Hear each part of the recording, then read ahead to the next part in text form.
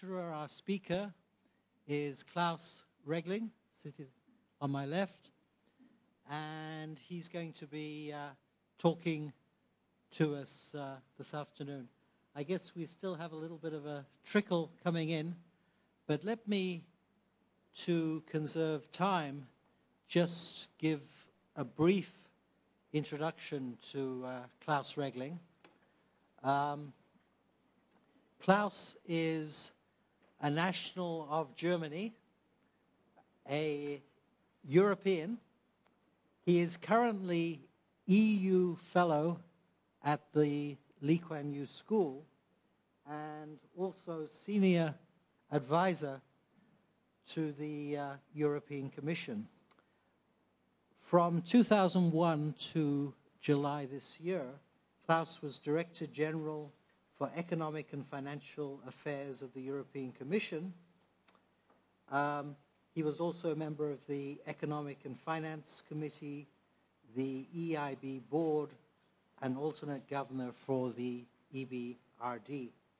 Klaus spent some time as Managing Director of More Capital, a macro hedge fund, and much earlier, Klaus worked at the International Monetary Fund, and during his time at the International Monetary Fund, he was head of the IMF office in Indonesia. Well, Klaus is going to be speaking, as I mentioned, about the ongoing financial market crisis. The timing, as they say, is perfect, in terms of this being a very good time to consider issues to do with the crisis. And what I think I should do is turn things over to Klaus, who's going to speak for 45 minutes. Okay, Klaus will speak for 45 minutes, after which time we'll open the floor to general questions and answers. Let me just put in a disclaimer at the beginning.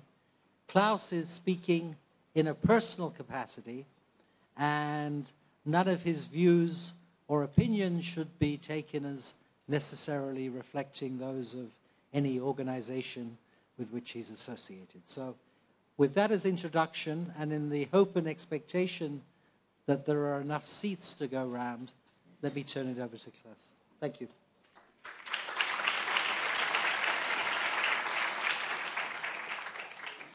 Thank you very much, Charles, for your kind introduction. Ladies and gentlemen, thank you very much for coming. In recent weeks, you all must have heard more about financial market crisis than you ever wanted. So I appreciate that you nevertheless decided to come here this afternoon to hear even more about the crisis. Let me first make clear what I will not do this afternoon. I will not tell you when the crisis will be over. I will not tell you how you should invest your money. And if some of you are now disappointed and want to leave, that's okay. What I want to do instead is to focus on the reasons behind the crisis and on the appropriate responses in the short and in the long run. With all the depressing news day after day about declining equity markets, bank failures, bank mergers, nationalization of insurance companies, the non-functioning of money markets, public bailouts, and so on, I think it's important to step back and to take a good look why we are in this mess. Without a good analysis, what brought us into this situation, responses to the crisis will not be optimal. A good analysis will also help to design a more robust policy framework and a financial system that will be less vulnerable in the future, even though we should have no illusion that financial markets will go through crisis from time to time. But this current crisis is too costly for taxpayers and the real economy. Let me look first at some of the indicators before I come to my main parts, the reasons behind the crisis and the policy responses. So, a few facts what happened over the last 12, 14 months. Since July 2007, as you see on this slide, equity markets have fallen 20 to 30% in advanced economies and in emerging markets. And I have to apologize, I concluded this slide on Sunday. Today I need to add another 10 percentage points on the way down. The functioning of interbank markets has come repeatedly over these last few months to a halt, and actually markets froze in recent days, despite the fact that all the major central banks around the world injected hundreds of billions of US dollar, euro, Swiss francs, pound sterling, and yen into the system. Also, central banks loosened considerably their collateral requirements and accepted assets that they had never looked at before. Volatility has also been unprecedented in recent months, with certain stocks falling by 70%, 7-0, in one day and going up by 50% the next day. The flight to quality was such that the interest rate on 3 months US Treasury bills fell to 0.02% at one point last week, 2 basis points, and that was the lowest level since 1941, war times. Dozens of banks have disappeared through bankruptcy or mergers, and this includes some of the biggest banks in the world. There are no more standalone investment banks in Wall Street. Governments have had to bail out banks and insurance companies. In the US alone, the debt of the federal government doubled when the mortgage lenders Fannie Mae and Freddie Mac were nationalized. The rescue package proposed by the US government amounts to potentially $700 billion, as you know, and that would raise the overall US fiscal deficit to 7 or 8% the next 2 years. So far, banks have revealed losses and write-downs of about $530 billion, half of it in the US, the other half in the rest of the world, mainly Europe. New capital of about $370 billion US dollars has been raised.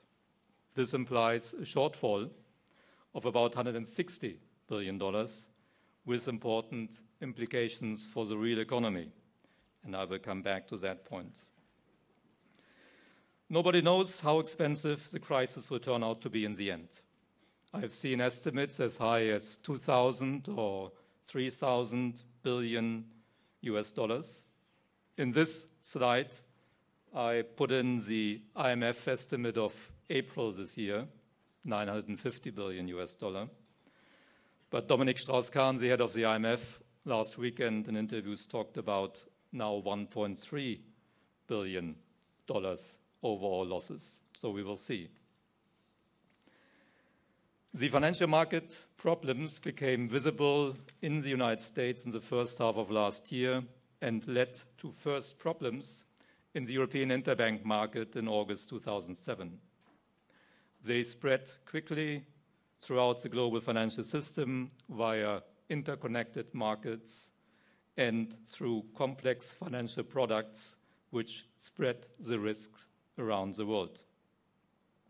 The first bank failures in Europe occurred in September and October last year with IKB and Sachsen-LB in Germany and Northern Rock in the UK. But that was only the beginning. Emerging markets seemed less affected at first, but that changed as the crisis in the US deepened, with a steep decline in asset prices and the fall of big, worldwide connected institutions in the United States. Many financial market participants around the world incurred losses. Confidence in the system collapsed. Banks stopped lending to each other and the households withdrew from the markets. All that led to further asset price declines, which required additional write-downs by financial institutions, which made them even less creditworthy. So a downward spiral developed. All this was reinforced by the slowdown in the world economy. After an exceptionally long period of high growth, some deceleration in global growth was overdue. But what could have been a normal cyclical slowdown was reinforced by the effects of the financial market crisis and the sudden surge in energy and food prices in late 2007 and early this year. According to the latest forecasts from the IMF, the European Commission, and the Asian Development Bank, growth in 2008 and 2009 will be about 2 percentage points lower than in recent years in most parts of the world. Developments between the real economy and financial markets are closely linked. Lower growth can imply low asset prices, which will again increase losses for financial institutions. In addition, the financial market crisis will affect the real economy directly through a reduced ability of banks to extend new credit. Because losses and write-downs have only partially been compensated through new capital, as I showed in the earlier slide, and because banks' profits will be much less in the future than in the past, banks will have less capital than anticipated. And because bank capital is the limiting factor for how much new credit banks are able to provide, this implies that credit growth for years to come will be much more limited than in recent years. That is the longer-term consequence. In the short run, economic activity can be seriously affected as several financial market segments stop functioning, as the supply of credit to corporates and households dries up, and as collapsing confidence of consumers and of investors translates into less demand. So I think this is enough to convince you that we are in a real mess, if that was still necessary. The big question is then, how could all this happen? History tells us that financial market crises happen from time to time. Well-known financial crises in history include the tulip bubble, which burst in 1637, and the South Sea bubble that burst in 1720. Those of you who listened to Ken Rogoff when he gave a lecture at the Lee Kuan Yew School last month will remember that he's working on a book about the financial market crisis of the last 900 years. So it's not new. And the sequence of financial market bubbles is always the same. Too much liquidity and credit leads to low risk premia and high leverage. The appetite for risk goes up. Some investors make a lot of money initially, which encourages others to follow. Prices for certain assets shoot up. If that goes too far, eventually the bubble will burst. Everybody tries to sell at the same time, and the whole process is reversed. Of course, public authorities must try to limit the frequency and the depth of financial market crises for two reasons. Crises can be costly for creditors, debtors, or taxpayers, and the good functioning of financial institutions is indispensable for a modern economy. Financial institutions fulfill a public utility role that is quite different from the role of a manufacturing company, for example. And this is why we have an elaborate system of financial market regulations and supervision that is permanently updated and refined. But it is important to note that there's no agreement among experts or policymakers about the optimal degree and scope of regulations. There's probably a trade-off between markets' ability to innovate, which may be beneficial for the real economy, and very tight regulations, which may preserve financial stability better, but don't allow the full exploitation of growth opportunities. The majority view about the right degree of regulations changes over time. During the last 2 to 3 decades, some say since Reagan and Thatcher, the world moved in general towards less regulation. This will be reversed now. But I want to emphasize that problems in the supervisory and regulatory system were only one of the factors that contributed to the current crisis. I will return to that point. To understand the depths of the current crisis and to determine which measures are needed to strengthen the system as a whole, a comprehensive approach is necessary that analyzes the interaction of a number of macroeconomic and structural developments and trends that had a significant impact on the functioning and the structure of financial markets in recent years. These developments and trends happened simultaneously during the last decade or two and interacted with the normal greed of market participants and their herd behavior. This slide identifies the reasons that I see for the crisis. Don't be overwhelmed. I go through these 9 points one by one in a way that's the core of my lecture this afternoon. Most of these points are global in nature. They do not only apply to the US or Europe, although the extent to which different countries around the world have been affected by these developments varies a lot. Let's go through these 9 factors one by one. First, there's today a growing belief that 10 years of excess liquidity creation from major central banks contributed to asset price rises and to successive bubbles in equities, housing, bond, commodity, and credit markets. Interest rates were too low for too long, as Raghurajan, the former IMF chief economist, argued in June 2006. And because interest rates were too low for too long, together with ample liquidity, this led and was an encouragement for investors to neglect risk in search of higher yields. Let me give 2 examples. The Federal Reserve had postponed monetary tightening since the late 90s, always for very good, understandable reasons. The Asian crisis, the Russian default in 98, LTCM, Y2K. After September 11, the Fed funds were lowered to 1%, again for understandable reason, at least initially. But policy rates were kept low and were negative in real terms for quite a while, even when growth approached potential again. A second example relates to exchange rate policy of important countries, and that added to the problem.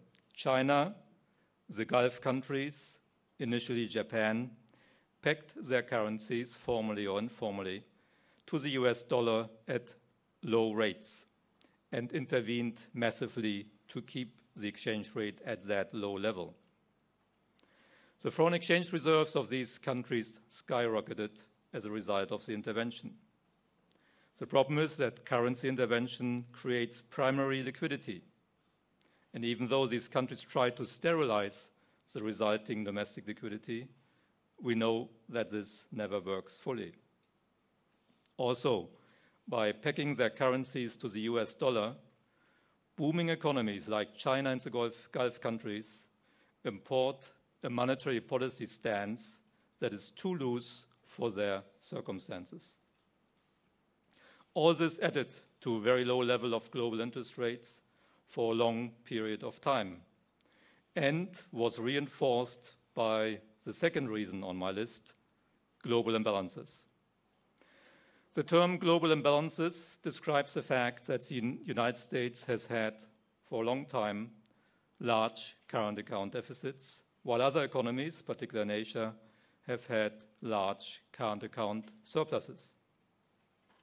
Excess consumption in the US and excess savings in Asia are the ultimate cause for these global imbalances. Countries with huge current account surpluses that pegged their currencies to the US dollar had to invest their surpluses somewhere. Much of it went into US Treasury bills and obligations of Fannie Mae and Freddie Mac. This, again, put downward pressure on interest rates and risk spreads. Thirdly, all this happened at an exceptionally benign inflation environment. Normally, such developments, excess liquidity, low interest rates, would, over time, have resulted in higher global inflation, and that would have been a reason to change policies. But the last 2 decades saw several exceptional developments that kept inflation low for relatively long. One is globalization. Globalization involves many things, like more competition, which is good for low inflation, and the integration of surplus labor from emerging markets like China, India, and Russia into the global economy. And this has kept labor costs globally down. At least this was the story till the end of last year, when we saw that globalization might now lead to higher inflation rates because strong demand for energy and food from emerging markets added to global inflation. Another important factor that kept temporary inflation low was the temporary productivity surge in the United States in the second half of the 90s. And this had a positive impact on unit labor cost. Generally speaking, central banks enjoyed very strong credibility during this period, which makes it easier to keep inflation and inflation expectations stable. The literature has named this period the Great Moderation because it was characterized by exceptional stability and low volatility. It was a pleasant and, with hindsight, easy period for policymakers. Special factors prevented the normal inflation response to excess liquidity and low interest rates for some time. Today, we know that we did not experience rising headline inflation, but instead an increase in asset prices, bubbles, and financial stability risks. And on top of all this, even headline inflation started to accelerate strongly at the end of last year. The fourth point on this list looks at the long period of low nominal and real interest rates which resulted, not surprisingly, in a search for yield, low risk aversion, compressed risk spreads, and also continued process of credit expansion and high leverage.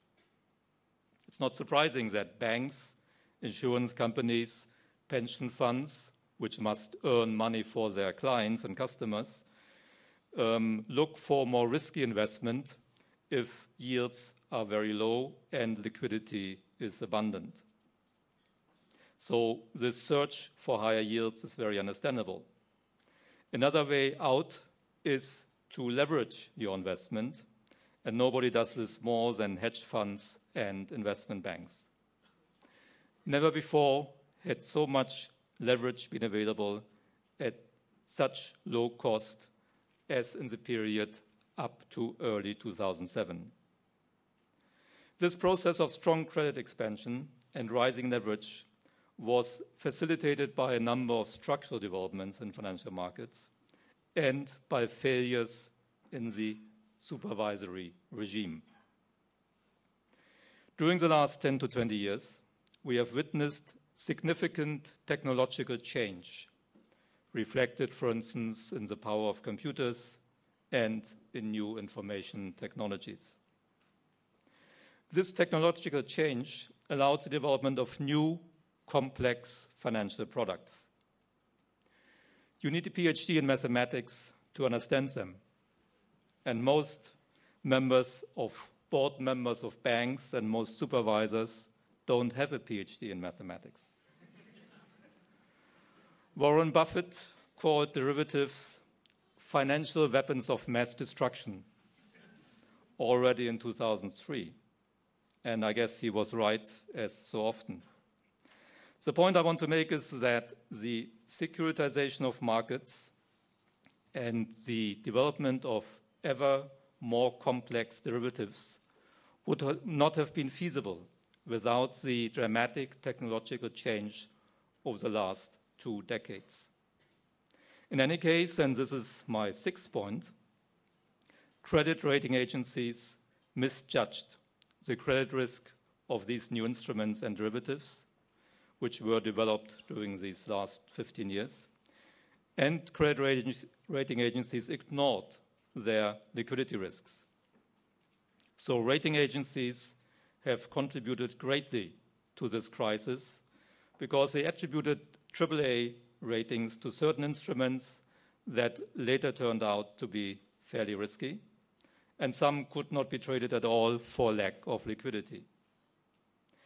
Without these AAA ratings, insurance companies and pension funds would not have been allowed to buy these products, and banks would not have created massive special purpose vehicles only to buy these products without allocating capital.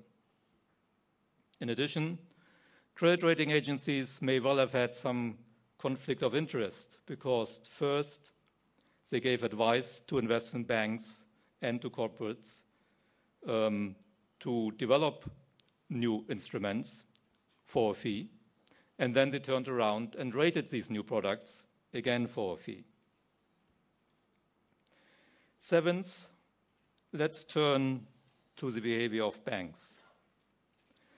One consequence of widespread securitization was that the so-called originate and distribute model became the dominant way to allocate credit in the United States and in some other Anglo-Saxon countries. This had important implications. One was that creditworthiness was not really assessed any longer. Traditionally, banks used to do a solid credit check before granting a loan because they knew that such an asset would stay on their books till maturity. But when such assets are repackaged and sold quickly, nobody feels responsible for the risk analysis anymore. This made the subprime crisis possible. And the bankers, it seems quite clear by now that the incentives for senior bankers in financial institutions encourage excessive short-term risk-taking.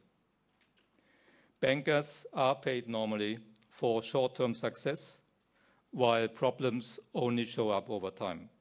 For example, top managers of Lehman Brothers and AIG, although they lost their jobs, will keep the salaries and bonuses they earned in recent years, based on transactions that led directly to today's problems in their companies. Only the value of their stock options, if not cashed in yet, will suffer. Finally, my 9th point, I already talked about the weaknesses in the supervisory and regulatory system. Let me highlight 3.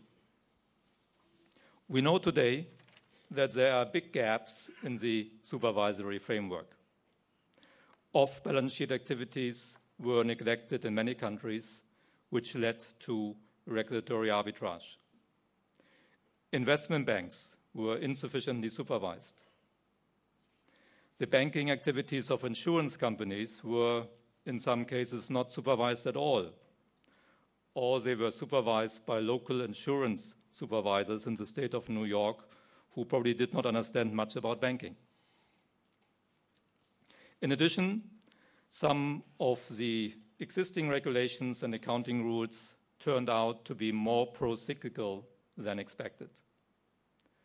Fair value accounting requires that assets in the trading book of financial institutions are marked to market. This exaggerates profits in good times, but leads to losses when the market turns and when the market gets so thin that there is no fair price. This was not at the origin of the crisis, but it made the crisis worse. Finally, there was inadequate interaction in many countries between those responsible for managing macro-financial risks, and that's normally the job of the central bank, and those responsible for micro-prudential risks, that's the role of supervisors. Traditionally, bank supervisors analyze the risk of individual loans, but they typically ignore macro risks that have nothing to do with one individual borrower. The result was that the buildup of risks in the financial sector due to the exceptional monetary expansion, the increase in leverage, was not adequately taken into account by supervisors until it was too late. So, are you still surprised that we are in a mess? I wanted to demonstrate that many different factors contributed to the current crisis. It would be too simple to blame the one or the other. Everything on this slide is linked. For example, excess liquidity creation that drove down interest rates and risk spreads and led to excessive leverage could only continue for so long because the positive impact of globalization and a temporary productivity surge prevented inflation from going up earlier. This contributed inter alia to the housing bubble in the US, which was also fueled by new and complex financial products, which were inappropriately rated by credit rating agencies, and which led to a much more securitized financial market in which credit analysis became outdated. Without the housing bubble, the US current account deficit would not have become so big, because rising house prices were the main reason why US households stopped saving from disposable income and why they consumed more. People felt wealthier through rising asset prices. Gaps in supervision made it profitable for financial institutions to buy wrongly rated, complex financial products, and this kept the party going, while bankers were happy to push this process as they gained big bonuses.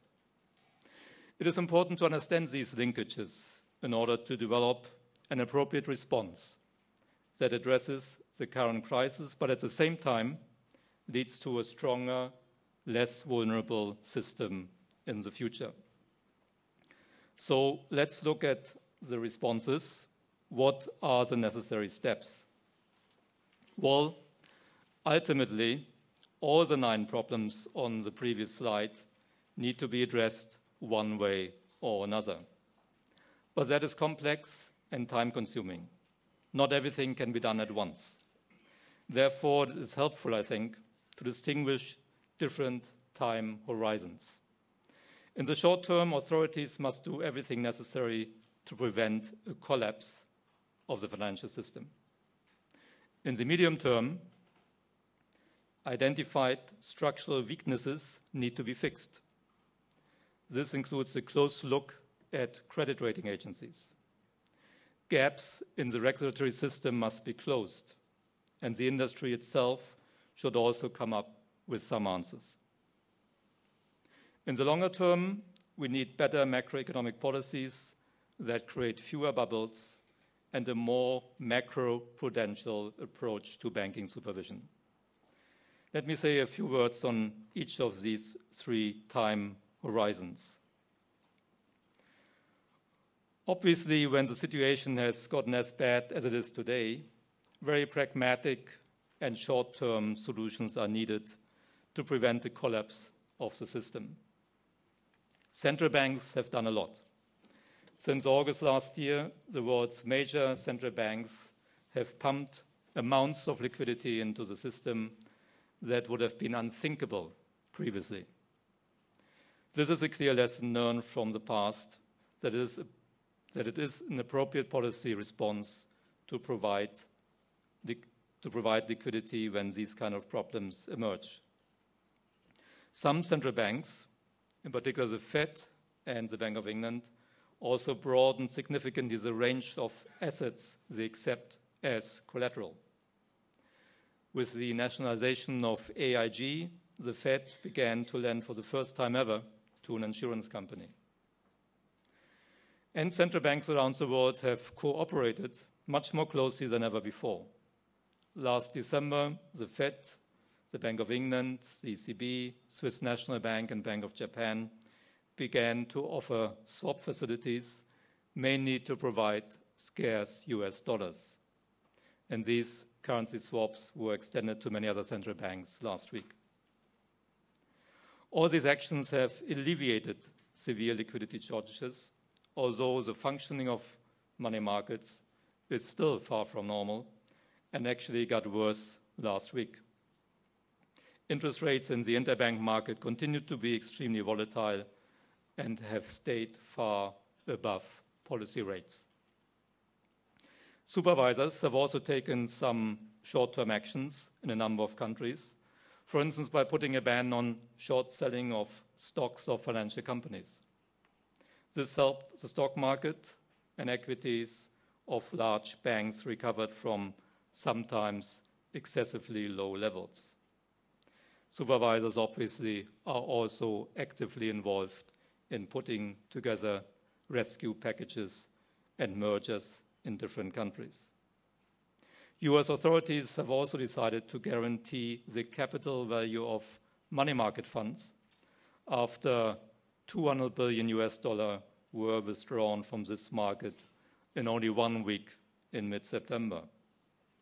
And they encouraged 10 international banks to create a fund of $70 billion to help each other with liquidity. Finance ministries, and that really means budgetary resources, are needed in a crisis when financial markets suffer not only liquidity problems, but solvency problems. If systemically important institutions that are either too big to fail or too interconnected to fail threaten to become insolvent, the use of taxpayers' money becomes unavoidable. In the US, this happened with Fannie Mae and Freddie Mac and with AIG. In the UK with Northern Rock and BNB. In Germany with IKB. In Belgium with Fortis. And unfortunately, this list seems to be getting longer. Government guarantees can help to make a merger of an almost bankrupt institute with a stronger bank possible, for instance, in the case of Bear Stearns. But it is important that not all banks are rescued with the help of public money. Some banks must fail from time to time, otherwise the incentives in the market change if nobody has to be afraid to go under. Economists call this moral hazard that needs to be avoided. In the US, about 24 banks have failed and had to close this year, including Lehman Brothers and Washington Mutual. It is never easy for authorities to decide which bank is systematically important and needs to be rescued and which can be allowed to fail. As the current crisis deepened in the United States, it became necessary for the US authorities to move from ad hoc decisions to a more comprehensive approach. That's what the $700 billion rescue package is supposed to do. Other designs of a rescue package might have been possible, but it is essential to act fast. Under crisis conditions, no rescue plan will be perfect. I'm confident that the US Congress will adopt a package very similar to the one proposed later this week. One point is clear. when a financial crisis becomes as deep as it did in the US the last 2 weeks, the use of budgetary resources becomes unavoidable. Inaction would be more costly. $700 billion looks like a lot of money, but it is important to understand that not all the initial cost will be necessarily lost. The US government will receive assets in exchange for its intervention.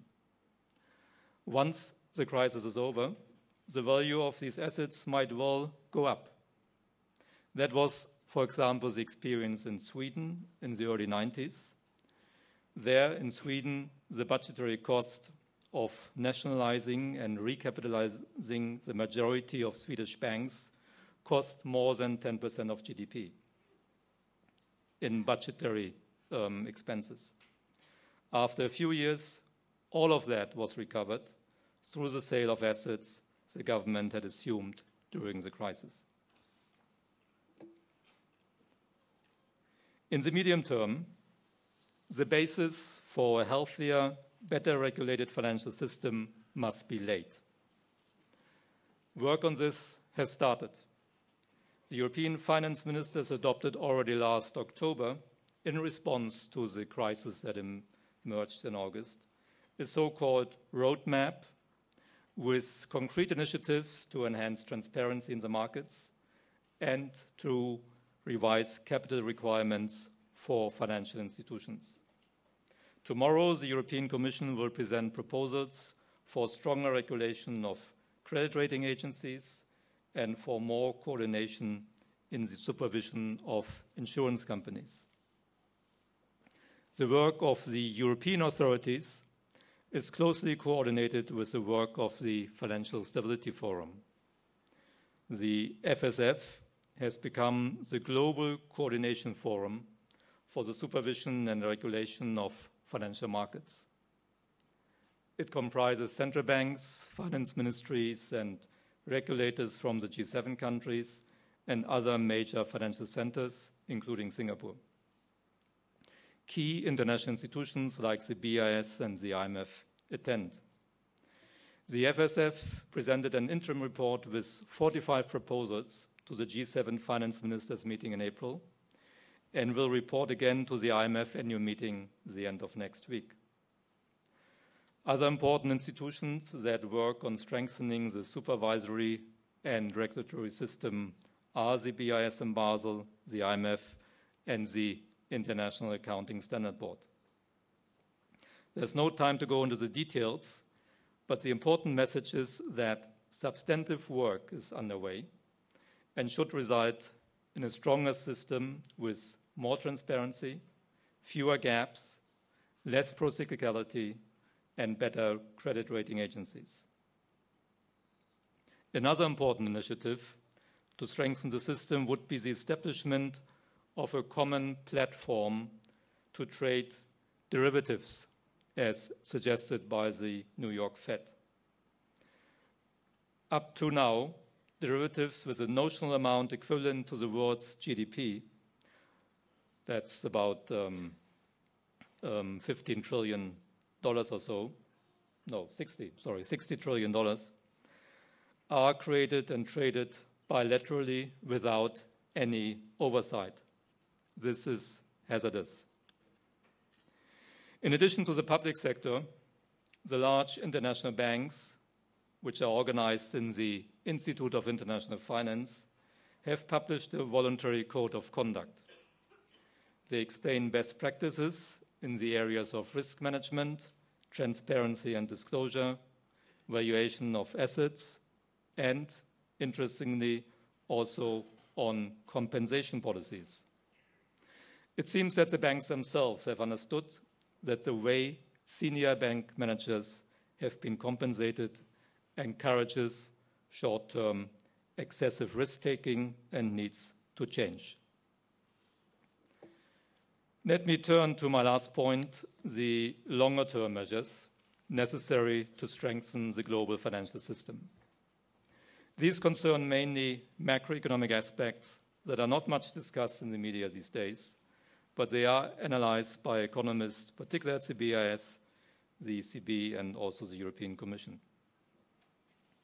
You remember that my list with 9 measures for the crisis started with too much liquidity and too low interest rates, even though headline inflation stayed low for a long period of time.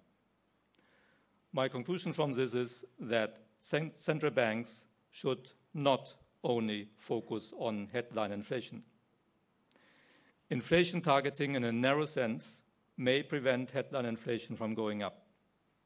But excess liquidity may then find its way into higher asset prices, possibly resulting in bubbles.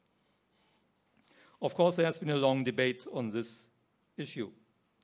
The key argument against asset price targeting relates to practical implementation problems rather than the principle as such, whether it is possible to correctly identify a bubble and manage it ex ante. This indeed presents a huge challenge. But nevertheless, some central banks are now reconsidering the issue of incorporating the evolution of asset prices in the formulation of monetary policy.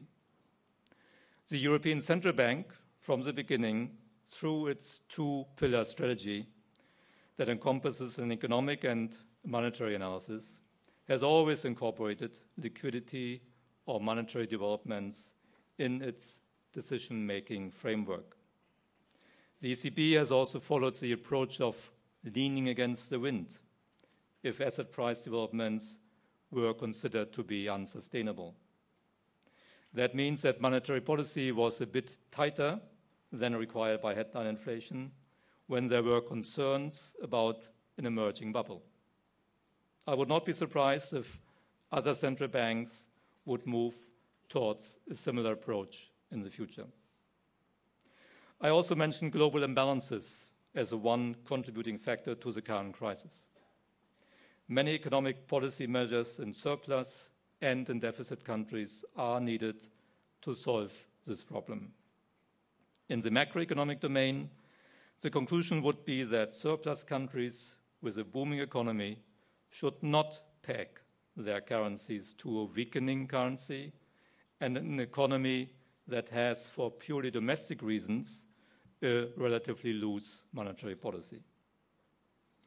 In addition, fiscal policy, and I haven't talked about that yet, should play a stronger role in containing asset prices through more counter-cyclical measures.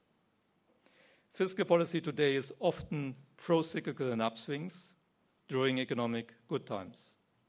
For example, tax revenue in the years 2005 through 2007 was surprisingly strong in most advanced and in many emerging economies. This was, to some extent, fed by financial market developments and a strong rise in asset prices, which generates tax revenue through capital gains taxes. Technically speaking, tax elasticities went up. A large share of this windfall revenue was used for additional public expenditures, thus feeding an already overheating economy and the bubble. Governments should learn to be stricter in good times, stick to their nominal expenditure path, and save revenue windfalls for bad times. In addition, an appropriate taxation of housing and other asset price developments would help limit the risk of bubbles. For instance, the US tax code encourages investment in houses.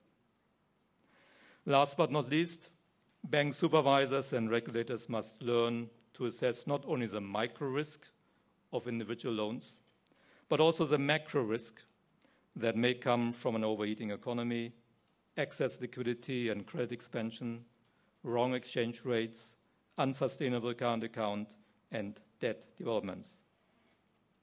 Borrowers and lenders are vulnerable to such macro risks. At the last Central Bankers Conference in Jackson Hole about a month ago, there was a broad consensus to explore the possibility of moving towards a system of macro-prudential regulations. This could, for example, lead to a system of dynamic provisioning with stronger capital requirements in upturns and lower capital requirements in downswings. Let me conclude. It's time. I presented a long list of interconnected reasons for the current financial crisis. They all need to be addressed over time. It would be short-sighted to call only for more regulations. Certainly, regulations need to be strengthened. Gaps in supervision must be closed. But other issues also need to be addressed. I talked about the role of credit rating agencies and the incentive structure for bank managers. And, importantly, the macroeconomic policy framework should be strengthened. This is a necessary complement to the emergency measures in order to build a stronger financial system for the future. In the near term, emergency measures of central banks and treasuries are unavoidable and must continue. Budgetary resources will have to be used, although they may be recovered later. All this will hopefully soon lead to a stabilization of the situation. This is the worst crisis in more than 75 years. It will not be the last one, but every crisis must be used also to learn for the future. We can learn a lot from this one. Thank you very much.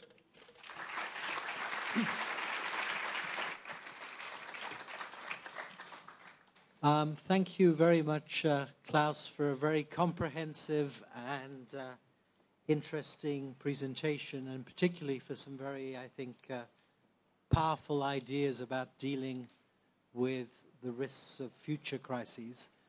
Before I turn things open to the floor for Q&A, let me use my prerogative as chairman to ask Klaus one question. And while I'm doing that, you can think about preparing your questions for Klaus. The question I have, you referred early on in your talk to the possibility that responses to previous episodes of stress, like the bursting of the high-tech bubble, led to the injection of too much liquidity and then a failure to withdraw liquidity, to tighten policy. My question is twofold. Number one, do you see anything in the current responses to the crisis that might be raising risks of setting the stage for another round of crises? i.e., to what extent do mistakes in crisis management contribute to future crises? And second, given your connections with Europe, I'm wondering how one should think about the different policy responses of the US Fed and the ECB. Arguably, both have undertaken fairly imaginative operations to inject and recirculate liquidity, but the monetary policy responses to the crisis, at least thus far, have been very different. What are the main reasons for that, do you think? Does it reflect a difference in philosophy, or is it simply that the conditions on the ground are different? Okay, let me start with the first one. Obviously, one can make mistakes in solving a current crisis that will lead to or set the scene for future crises. In the current crisis, I don't see that yet.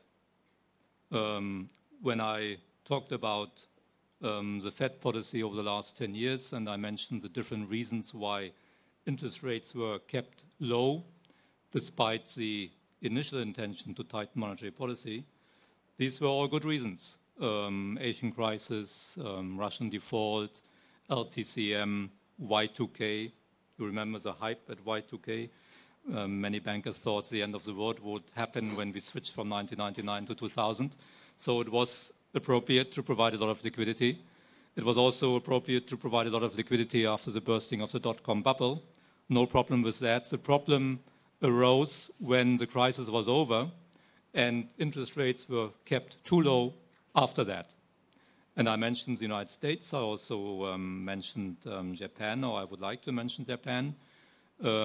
Both countries where interest rates were kept, policy interest rates were kept extremely low. In Japan at 0.5% for many, many years. Initially that was okay, but it was kept even at 0.5% when growth over 2 or 3 years was around potential growth. So interest rates were far too low for such a situation, and that added to the liquidity that may have contributed to the bubble that we are now living with, or we have to live with the consequences. So indeed, one has to be very careful in every crisis what it means for the future.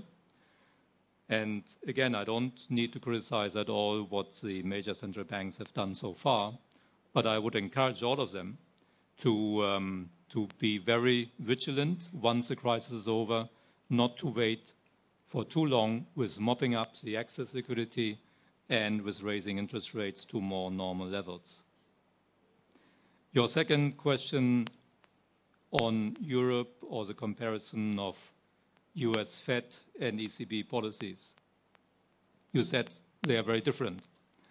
They are not really very different in most respects because both central banks have pumped massive amounts of liquidity into their money markets, rightly so.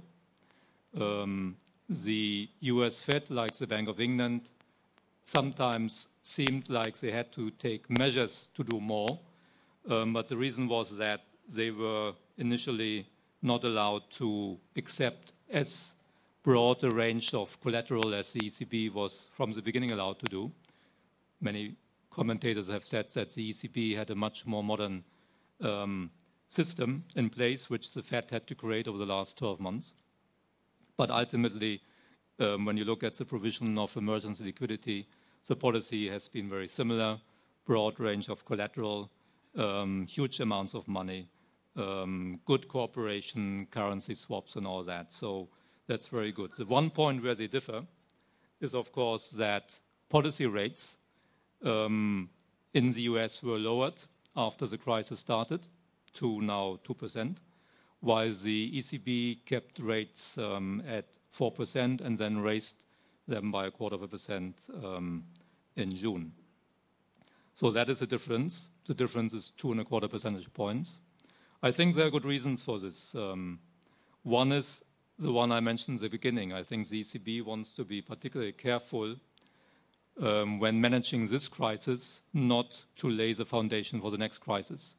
So they don't want to be excessively generous with the interest rate level, while at the same time being very generous with the amount of liquidity that is provided. The other reason is that inflation rate in Europe has gone up a lot over the last 10 months or so.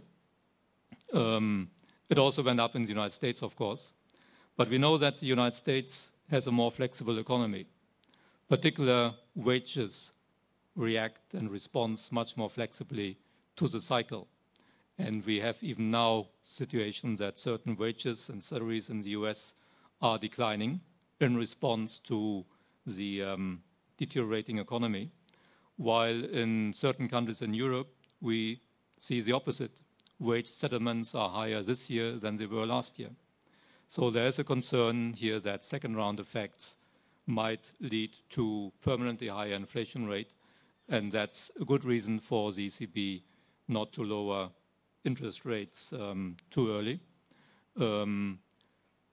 Of course, monitor the situation very carefully, and I'm sure they are doing that and will react if necessary.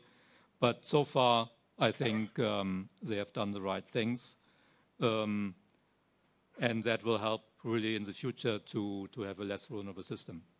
Thank you. Questions? Could you identify yourself when you ask the question?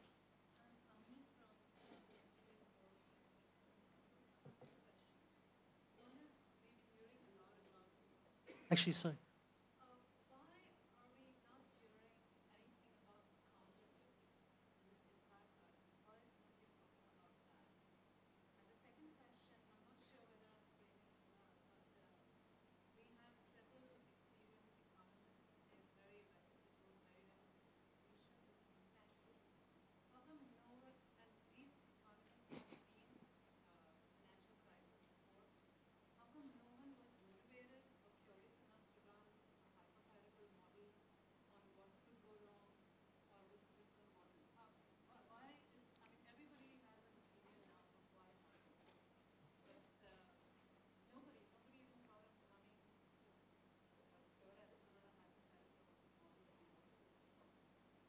Economists are always very good in explaining ex post everything wonderfully. Accountability, I think it's not correct to say that nobody talks about accountability. When you look at my 9 reasons, in a way there's a lot in that about accountability. I talked about credit rating agencies, I talked about central bankers, I talked about bankers, their compensation packages and incentive structure. I talked about the failures of banking supervision. I don't want to blame any particular institution, and it would be wrong to say it's all the fault of the Fed or Mr. Greenspan. That would be completely wrong. One really has to look at the package as a whole, because it all worked together. But that is accountability. We are trying to figure out what went wrong, where mistakes were made, where the incentive structure needs to be changed, where are there gaps in the supervisory structure. So I think that is talking about accountability also, without blaming any particular institution or person in one country. It all came together. Hopefully there are some good economists around in the world. Some of them wrote about these problems early on. I find particularly impressive the annual reports of the BIS, the Bank of International Settlements in Basel, where the economics department, they have some very, very good economists sitting there, started talking about these problems 4 or 5 years ago. So that's a very clear example. You can read it now, 5 years later. They warned about excessive credit expansion, excessive liquidity creation, that interest rates were too low for too long. I also quoted Raghu Rajan, the former chief economist of the IMF, who said, quote, interest rates have been too low for too long, which he said leads to a misallocation of capital. This is exactly what we have seen. I can also add that where I used to work until July this year in the economics department of the European Commission, we also wrote and thought about these issues. But your question was really, why are these brilliant economists in commercial banks, or investment banks, why have they not warned and stopped this from happening? That's a good question. I think some of them were also concerned. But here I think the incentives that are in place and the whole framework in which banks operate are more powerful than good arguments from good economists. Because you have to understand that if the market moves in a certain direction, powered by a lot of liquidity, low interest rates, you as a saver, your parents who expect a pension, they want that the insurance company, the pension funds they invested in, gives them a good rate of return. So there was a push from everybody, from all of you or your parents, to generate high rates of return. And when you are sitting in a bank and you have to decide how to invest your money, and you see that everybody around you is making good rates of return by running maybe too high a risk, and you don't do this, and this goes on for too long, you will lose your job. So the herd instinct of bankers is really there. And it doesn't help to tell the bankers they should stop doing it, because if everybody does it, it's very difficult to deviate from that trend. That's why it's so important for the public sector, and we are here, it's a public school of government, public policy school. It's really the role of government, central banks, supervisors, finance ministries, to set the incentives in such a way that the market behaves. Because you cannot expect that the individual investor will not try to get a higher return. The incentive structure has to be right, and that's the role of the government. What banks should do is to strengthen their risk department. And we see some interesting examples around the world when you analyze why certain banks suffer less from this crisis over the last 13 months than some others. Typically, these are banks with a very strong risk department. Deutsche Bank, for instance, is one, it's only one example, where the top risk manager in Deutsche Bank is a member of the board, and he has the same rights and voting power as his colleagues on the board who want to make business.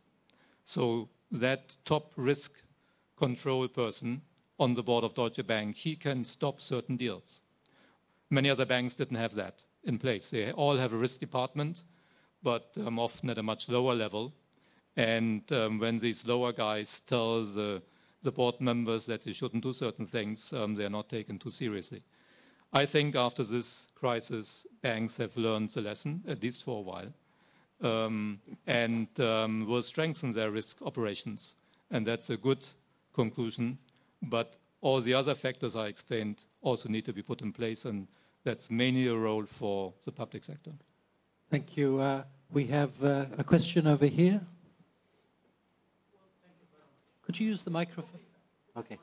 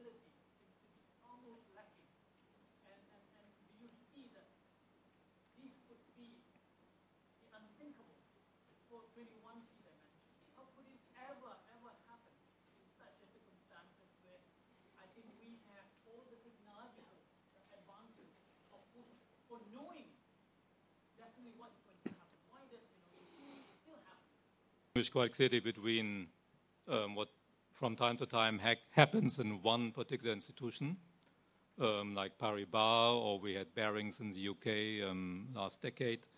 That can always happen. There can always be fraud, collusion, control systems collapse. That's quite different from a general crisis. And that can never be excluded. You also have this in non-financial enterprises like Enron. So that's not what I talked about this afternoon. This can always happen, is quite different. Otherwise, I tried to explain that the human factor is not enough. Humans behave in a certain framework. They react to incentives. If liquidity is generous, if interest rates are low, if there are new products that promise higher returns that are rated wrongly by credit rating agencies, the disaster takes its way and moves along. So incentives, again, must be set in such a way that individual behavior is steered in the right direction. Banks need to have internal control systems in place that prevent wrong behavior. And all the different things I explained. So I would not count that human beings in a bank per se, or in the marketplace per se, do always the right things. They react to incentives. That's what economists are deeply convinced of, that incentives steer our behavior, at least in this area of money and in the marketplace. So that's why it's important to address all these problems, all these weaknesses that I talked about. Thank you. We have a question here in the middle. And then at the back. Mr. Regling, Dean Adams, dear organizers and my fellow participants, a very warm hello. And Mike from Nanyang Party. Today I have 3 questions. First one is, Mr. Regling, how effective and efficient do you think the U.S. rescue package to the current financial crisis will be in the long term? The second question is, if you were given the authorities to rescue the current turmoil in the financial markets, what more will you do compared to the measures done by the governments, by the ministries of finances, as well as different commissions across the world? What additional measures will you take in order to address the issues? And the third question is, I think we are living now, today, in an environment whereby Asia is more able to stand on itself. It's more kind of when other major powers have, say, in the United States, have a kind of an economic downturn, Asia is more able to defend against this kind of downturn and even stand up and influence the world. So how do you think that Asia, what kind of things Asia should do in order to maintain this kind of, advantage and keep it going? Thank you. Thank you. Klaus, if you want to answer. Yeah. Well, your first question on the U.S. rescue package that has been proposed by the government, you asked, will that be the long-term conclusion? I don't know. I think it's important to adopt this package because, as I tried to say, one of the short-term responses now has to be to stabilize the markets. And if the crisis is this deep, we have seen this in other crises in Latin America, in Scandinavian, Northern European countries, we saw it during the Asian crisis, then public money has to be used. We also saw this during the Japanese problems in the late 80s and in the 90s. Only when the Japanese government and parliament accepted to use public money was it really possible to solve the crisis. So in that sense, the U.S. rescue package is crucial at the moment. I hope it will be implemented soon. I'm actually, as I said, quite confident that it will be adopted on Thursday and Friday because it's, in the short run, the only way. But I put it in my slides under short-term response. That means many other things need to be done. And that's also then part of my answer to your second question. If I were in charge, I'm very happy to be here in Singapore and not be in charge. Lots of things need to be done. And I try to separate short-term, medium-term, long-term. All of them are important. Obviously, the short-term first, depending on how difficult the crisis gets. And nobody can be absolutely sure how difficult it gets because there's this linkage between financial market developments and the real economy, both ways, mutually reinforcing. If the economy gets worse than we think at the moment, as I showed on one slide, at the moment we believe that growth will be around 2 percentage points less than in the recent past in most regions of the world. That's one thing. If it gets much worse than that, which I'm not forecasting, but it cannot be excluded, then it will have an impact on the financial market crisis because the assets will be worth less. That affects creditworthiness and capital and profits of the financial institutions. So there's an interaction, and therefore nobody can be sure how the world will look 12 months from now. And therefore one cannot say with certainty that the rescue package in the US will solve everything. But it is, I think, an important ingredient. And beyond that, one should work on all these medium-term aspects I talked about, including better regulations, closing the gaps, which are clearly there in today's regulations, making sure that credit rating agencies work better. But also, and I like to stress that because I'm an economist, there has to be a better macroeconomic policy framework. I think the policy framework that has been used so far has contributed to this crisis with many other factors. Again, not one reason only to be blamed for all this, but it's one factor, and monetary policy frameworks need to be strengthened. Fiscal policy frameworks can be strengthened. Macroprudential regulations need to be introduced. All that is not easy. I put it under long term, and it probably means, even under the best of circumstances, a number of years before all that can be reached. But it's important not to lose sight of those long-term measures which are needed and only focusing on the short-term rescue packages. They're also important right now. So that's my answer. Thank you. Could we have a couple more questions from the back? We've got a few more minutes within our budget constraint. From the back here? Could you keep your questions short and to the point? Thanks.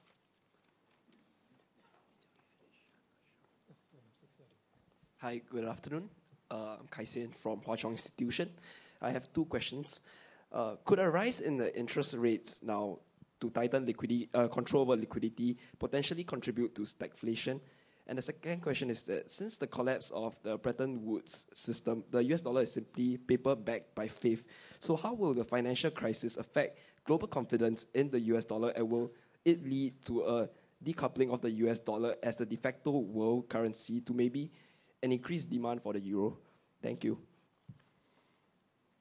On your first question, I don't think anybody is thinking about raising interest rates now, because we are in the middle of a crisis, and that is not the right response. What I wanted to say earlier is that as soon as the crisis is over, one should seriously think about how to mop up all the liquidity that has been created and when is the right moment to raise interest rates, because I think in the past that moment often was not observed, and interest rates were raised and monetary policy tightened too late. But that's well after the end of a crisis, so I don't think that is appropriate now. Stagflation, of course, describes a situation where inflation is high and growth is low. So it depends on two components. Inflation was particularly high the last few months, driven by high energy and food prices. But we have probably seen the peak of that. Inflation rates are coming down in the majority of countries from high levels. In Europe, has come down by about 0.5 percentage point, still far above the ECB target, and it's now important that second-round effects are avoided. But I wouldn't describe what we see at the moment as stagflation, neither in the US nor in Europe. The situation also differs a lot from country to country. As I said earlier already, in response to another question, the inflation environment in Europe is quite different from the inflation environment in the US. For instance, earlier this decade, when there was, according to some observers, a real deflation fear in the US, one of the reasons why interest rates were very low, there was no such deflation fear, in my view, in Europe.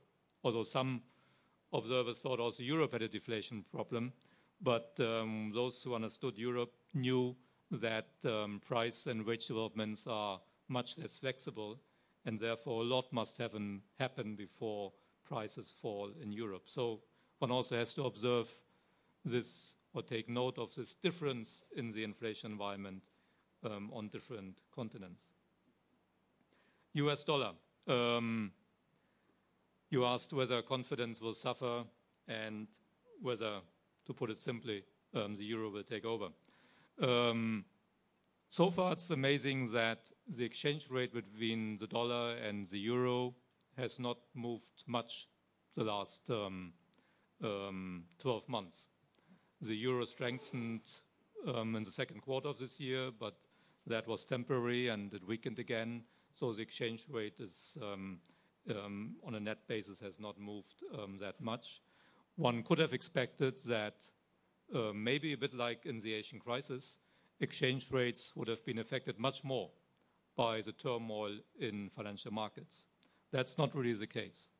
So that's quite remarkable and shows that certainly we don't see a loss of confidence in the US dollar.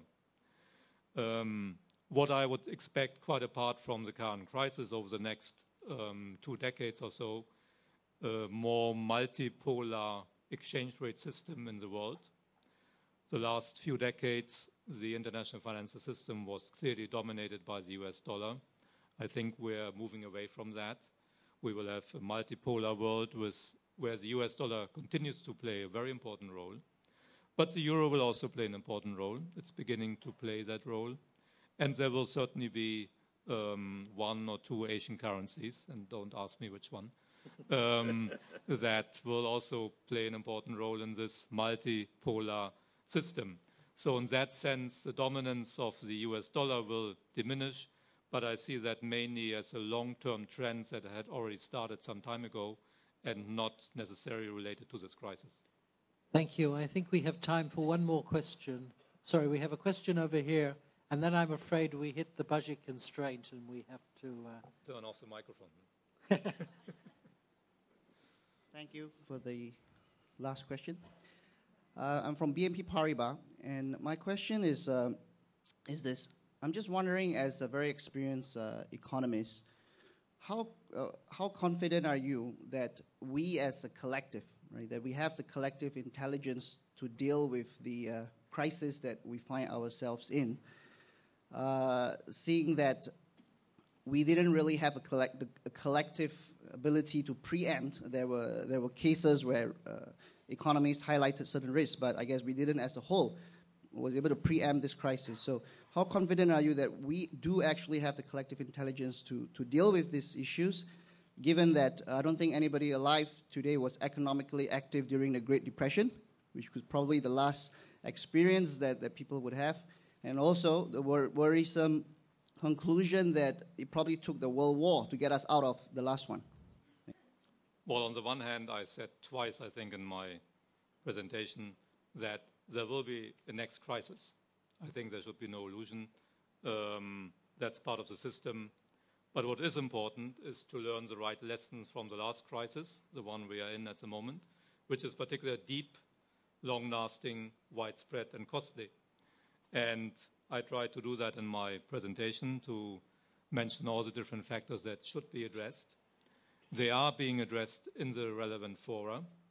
Finance ministers are discussing this, central bankers, supervisors. Many of these things will be implemented. I'm sure there will be a better regulatory system 2 or 3 years from now. I'm sure credit rating agencies will behave differently in the future. I'm sure that monetary policy will take into account the experience of the last few years. So there will be lessons from this experience. Also bankers, and many of them in top positions have lost their jobs. And those who have not lost their jobs know that many of their colleagues have lost their jobs because they acted too risky in many of their investments. All that will affect the behavior of everybody, the private industry, the public sector, over the next few years. It will be hard work to get everything done. And it's never perfect. One should have no illusion here. But we need to learn the lessons, work as hard as possible. But there will be another crisis. But the aim must be to let it happen as late as possible and not to be as big as the last one. On that thought, thank you very much, Klaus, for a very interesting and thought-provoking presentation. And when we do have the next crisis, we'll ask Klaus to come back and talk about that. Thank you very much. I hope to come back earlier. Thank